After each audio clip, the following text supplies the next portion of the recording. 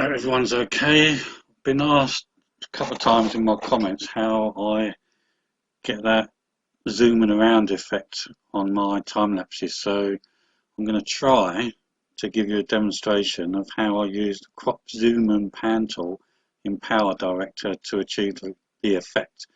Hopefully you can hear me alright. It's the first time I've done any recording with a microphone on this laptop, so hopefully that's alright. I'll just undock this for a minute, just go to a full size. How are we doing that? So let's use view at full size.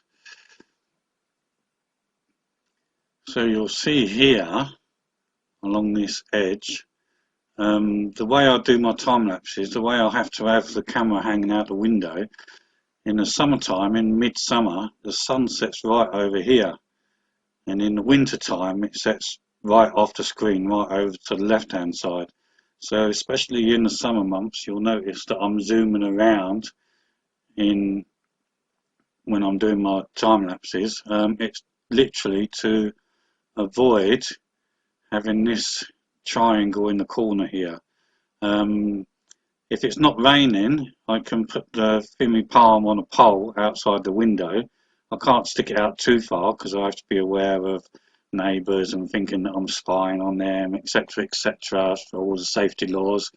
But if I think it might be raining, then I have to have my thinly palm inside the window, and I'll get this same effect from the window frame and also on this side as well. So I have to zoom about a little bit more. So the first thing I do is I'll have a look at my time lapse. I'm particularly looking at the beginning, and I'm looking for anywhere that I'm going to be attracted to take the viewer, and the ending to see how much I've got to crop off at the end. So let's just push play a minute. There won't be no audio on this because it's a silent time lapse. So this is camera movement, setting up the camera, trying to hang out the window doing it. So up to about here will be cropped off at the beginning, and then I look through, and then so it's quite a nice bit of sky here, but obviously I don't want this top right hand corner in, so I'll go through the time lapse, the one particular one that I'm working on at the time. So it's quite nice here, so I'll probably zoom in and crop it down to about there. But here is going to be interesting because I get this nice colouring in the clouds on here as well, so I'm going to have to be full screen for that bit. So I'll zoom it along a little bit more. Here it goes quite dull up here, so I won't need all this in the actual video, but you can see across the bottom here that it's actually coming in nice and pink, and we're getting a few nice pinks up here, and it's looking a bit nice over here. So I shall probably crop it at about here, so all this end of this bit you won't actually see on the final time lapse. So going back through again, what I'm looking for is some nice areas that will help me drag the screen around to get rid of this triangle in the corner, and I'll show you how to do that. So yeah, so nice little bit there. Then it goes a bit dull, so I can zoom into this area here, and then come back out again to catch that flash of pink. So let's go back in, let's dock this again. So that then puts it on, it's locked into position then. So this is my time lapse. I've already dropped it onto the timeline. What I tend to do is I've set my timeline up at 30 frames per second, but in the settings, I'll give you a quick show. In the settings, time timeline frame rate, but I've used the drop frame time code I put on as yes. Sorry if you can hear my birds in the background. Put in as yes because the Fimi Palm that I do my time lapse on is 24.9 frames per second, basically 25 frames per second. My Canon camera, if I need to get any sky details, comes in at a different frame rate. So I always use the yes in the drop frame time code. This is something I've not long learned, which is why my time lapses are now coming out a bit smoother than they was. So yeah, I always 30 frames per second because then that covers both cameras, and I use the drop frame time code because then the time code here will automatically, when it displays up here, it will automatically display at the 24.9 time code. And there's also a magic button to get extra smoothness when we're actually doing the produce. So we've had a quick look through the time lapse. So you can see a smaller version here. So I need to play that first few seconds. So all that movement there, I need to crop it there. I'll select that a little bit and then delete that off. Remove and fill gap. And also at the ending is also, because you don't necessarily need to see all this where it all fades out to black, because then it gets really boring. So I'm going to crop it about there. So let's crop that.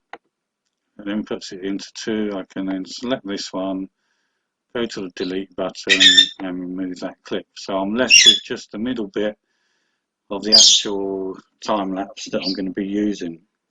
It's quite important to do that before using the tool that I use, because if you set it all up and then you use the tool, if you then crop your video, then what happens is the tool will then put all the movements that you produced into just the smaller part that you've cropped, which then makes everything go out of time. So I'll select that part of the video and I'll go to Tools, Power Tools, Crop, Zoom and Pan. I'm not an expert on this. This is only something that I found out by trial and error. So I use the Crop, Zoom and Pan tool. Wait for it to come up. And then that gives you here. So as you can see, what I'm trying to do is I'm trying to actually get rid of this triangle in the corner here, because that's the guttering on the roof, believe it or not. So the way I'll do it is I've got my start point, so I'll click on the screen, and then that enables me to actually resize this down. Now if I wanted the whole thing in still, a little bit of playing around. So that basically, if I was doing it without any movement, that would be my framing, to get rid of this triangle here. But as you see in the preview, we have quite a lot of nice bits that come on down here as well, and it looks quite nice up here. So what I'll do in the beginning is it gives you a preview of what you're doing over here in the right hand corner. So I'll move that up there, I'll come down here, make this a little bit bigger so it fits into that edge. You know when you're hitting the edge of your screen because you get these little pink lines come up here, and that lets you know that you're actually within the screen. So I'll play that for a little bit. You can see your counter going on down here, so that's 5 seconds worth. So then pause it over here. You've got the play and the pause button, and then you've got this little triangle there at the bottom of the screen. by hitting this diamond shape here, I'm actually going to put another little diamond there. So put the plus, and then I've got another little diamond there. So what I need to do now is, where I want this framing to be at the time it hits this diamond, let's just come down slightly. So I might bring it down to there, and then I'll let it play for a little bit again. And I'll push pause again, add another dot, add another diamond. So that then gives me a bit more movement. So I'll then come down to here. And as you can see, this green line lets you know where you're taking the thing. At the end of this green line will be going all over the place. So then I'll push play again, because I want to come down a little bit more than that. So pause, add another diamond, bring it down a little bit. Now the bit you need to be careful of is, obviously I'm trying to get rid of this edge here. Sometimes in some of my earlier time lapses, you'll see that there's a little bit of it that actually comes through. So you can enlarge it to zoom out, you can make it smaller to zoom in. So then I'll push play again. Now if I wanted to hold this here for a little while, I then just push pause, add another diamond, and then that means that between these two there's going to be no movement. So now it's starting to look a bit nice up here as well. So what I'll do now is I need to take it back up here, so I'll let it play for a little bit.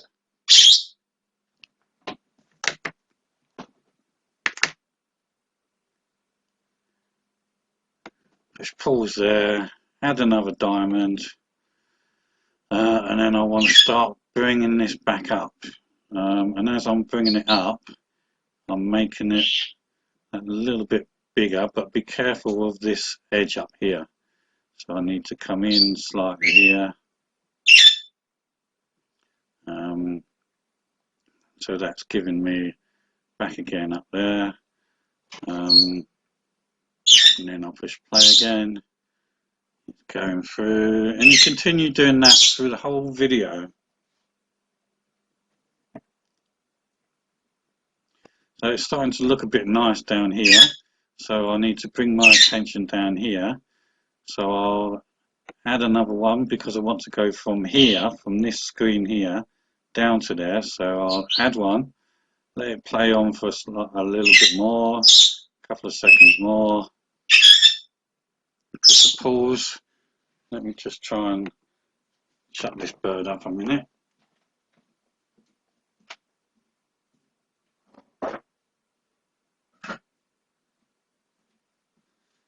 Just give him a bit of a biscuit.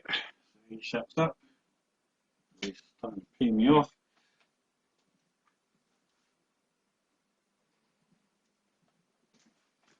Hopefully that will keep him quiet. I just have to give him a bit of a biscuit. So as I say, I want to be down here now.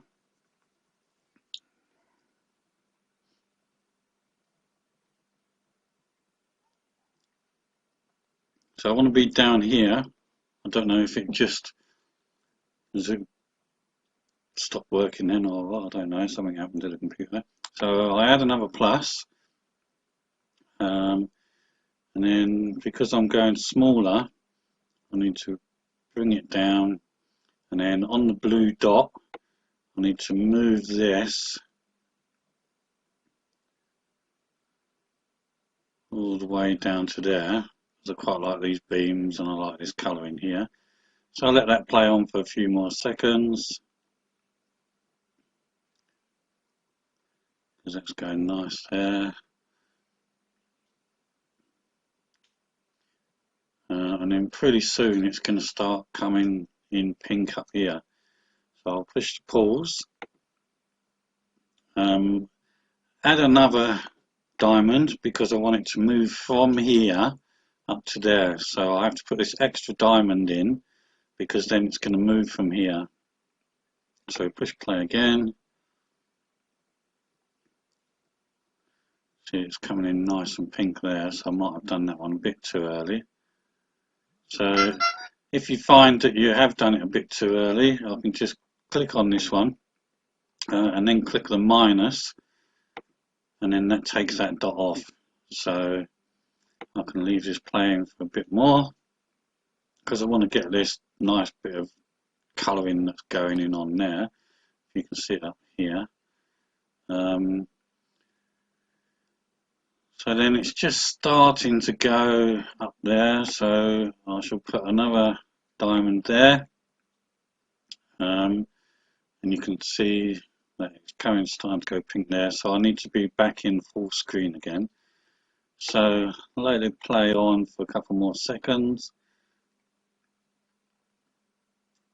pause it again, another diamond, but now I want to include this kind of area as well. So I'm starting to zoom back out again. I'm being careful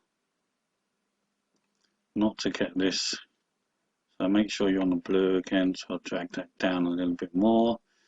So I'm zooming back out again now to full screen, and then to make it smoother, and just go a little bit further. So at this point now, I want to be at as big a screen as I can get. So I'll push plus again. It's gone back to there. Alright, it does this sometimes. So let it all catch up. So push plus again, give myself another diamond. But now I want to be up here somewhere because I want to get this top part of the screen. Is just remember that I'm trying to get rid of this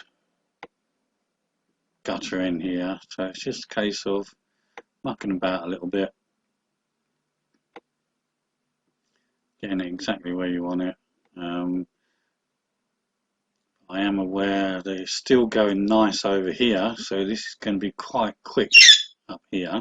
He's finished his biscuit now, so push play a little bit more, let this one come down. The sun is just about to go down there now as well, so I'll push pause, give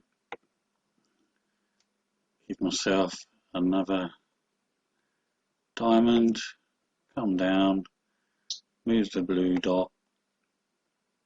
So I'm coming back down again now, I'm starting to zoom in again. Push play again.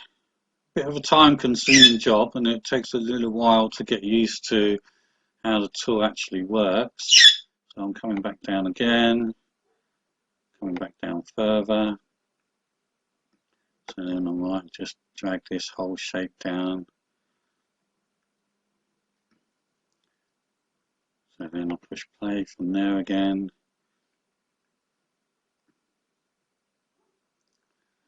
Boom, boom, boom, boom, boom, boom, boom. So all the top part of the sky is starting to go now, so I don't need to worry about that anymore. And remember in the preview it started to go a bit pink along here as well. So what I might do now is add one in. Oh, it took me back. You have to make sure that you're right on that plus. So plus sign, add another diamond. I'm going to start coming back across now. Push play again. You can see that it's starting to come up across here now. So pause again. The smaller the gaps in between these diamonds, the faster the movement. So we want another diamond. Click on the blue to come across here now, because it's starting to go across nice there.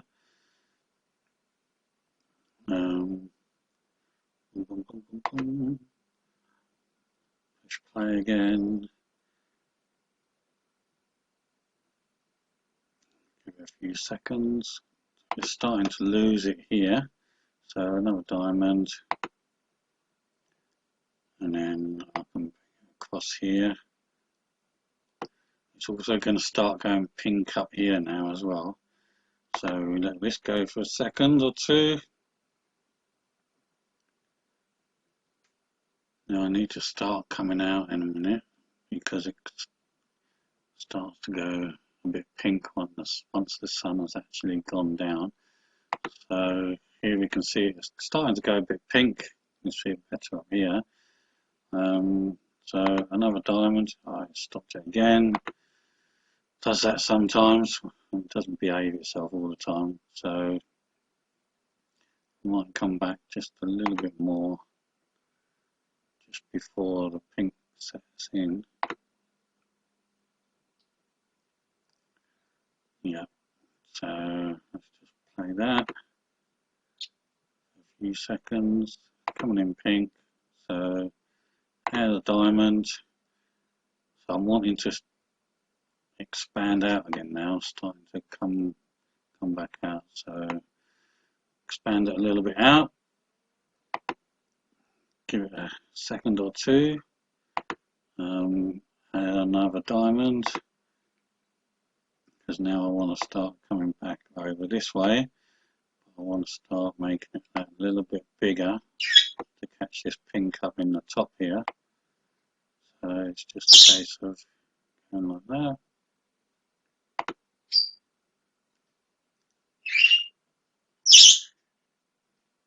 Zoom in again. So we're starting to lose all that again now. So another diamond because I want to start coming back down again now. Done it again.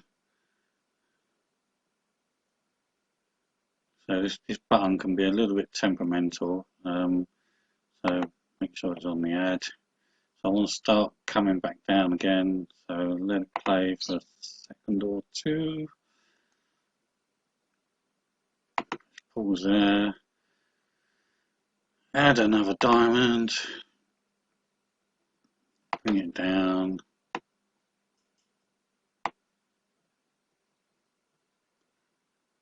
Because this is where all the action's going on there at the minute.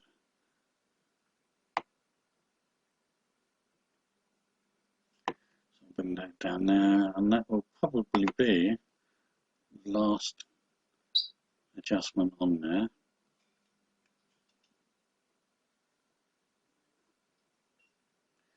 And then I'll let that play right to the end. But just so I can show you an example of something. You can, while you're in here, you can also do your spins, and you can do that by if you go up underneath here, you get these two, like a circle, come around your pointer, and then you can actually spin everything around. But I don't want that on this particular video, so I'll minus that one off, and then it's back to there again. So I'll let that play out, and then that's going to be, so I'll push OK, and then I've got a little eye in my screen here, so that tells me that I've done something, I've adjusted something. So let's have a quick play of that. You see it up in this screen here. So this is what's actually happening.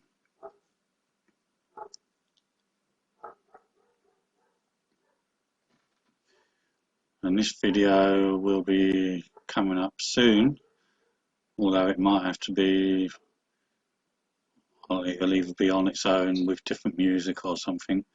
But if I just scroll that along, you can see what the actual movements have done.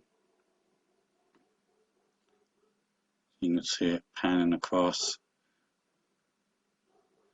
and then it will go out, back across,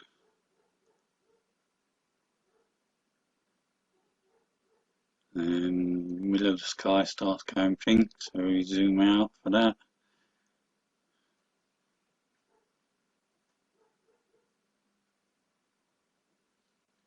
And it comes in, starting to go pink, so that's your zooming out, and then it will zoom back in for that last section.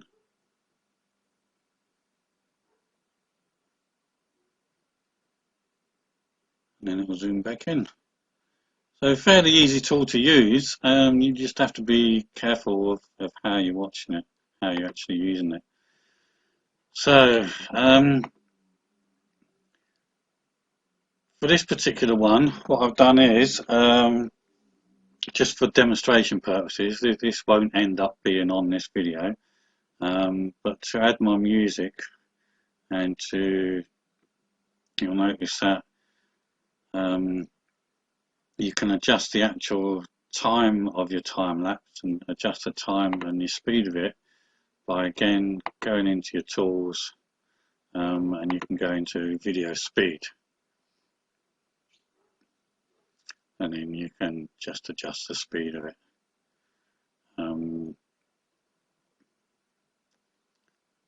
Push cancel on that. So yeah, so that's how I use the tool, and that's how I lift it up. So let's just have a play and you'll see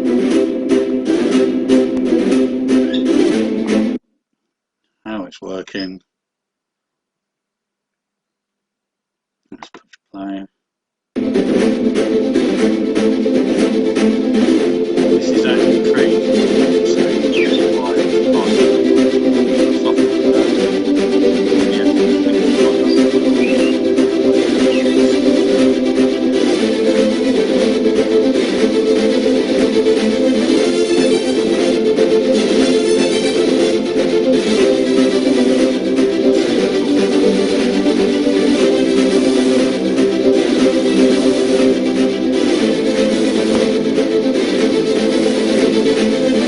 we don't need to see the whole thing.